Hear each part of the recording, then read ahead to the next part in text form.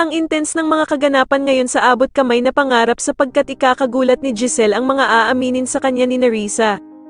Dito nga matapos puntahan ni Giselle at ng mga pulis si Nerissa ay mapapaamin nga ito sa sobrang takot nito at mapapaamin ito na si Moira ang kumidnap kay Don Pepe. Samantala sa wakas nga ay mabibigyan linaw na ang nangyaring krimen kay Don Pepe dahil sa makikita na nga ng mga pulis ang sasakyan na ginamit ni Moira. At dito nga ay matutukoy ng pulis kung sino ang nagmamay-ari ng sasakyang ito at ito nga ay walang iba kundi si Nerissa na kaibigan ni Moira.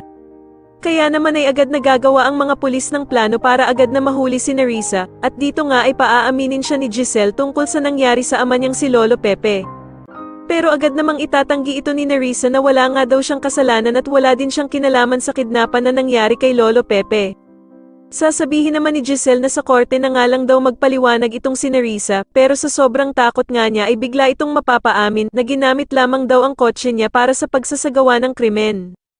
Samantala ay magsasagawa na nga ng plano itong si Eric para ma-relocate ang lahat ng budget ng mga department sa Apex at eto na nga daw ang pinakamagandang oras para gawin ito dahil sa nagkakagulo ang lahat dahil nga sa pagdating ni Moira.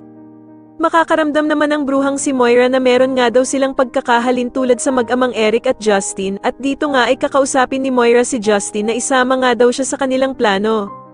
Magugulat naman si Justin dahil sa sasabihin ni Moira na wag daw siyang mag-alala dahil sa hindi niya ibubuko silang mag-ama kung isasali daw nila siya sa kanilang plano. Sa tingin niyo pumayag kaya si Justin na maging kakampi itong bruhang si Moira at tuluyan na nga kayang malaman nila Giselle na siya ang salarin sa nangyaring krimen kay Lolo Pepe. Mas lalo na nga talagang nagiging exciting ang mga susunod na kaganapan kaya naman ay mas lalo pa nating abangan ang mas lalong gumigandang abot kamay na pangarap. Maraming salamat po sa inyong panonood at sana po ay masubscribe niyo ako. Maraming salamat po.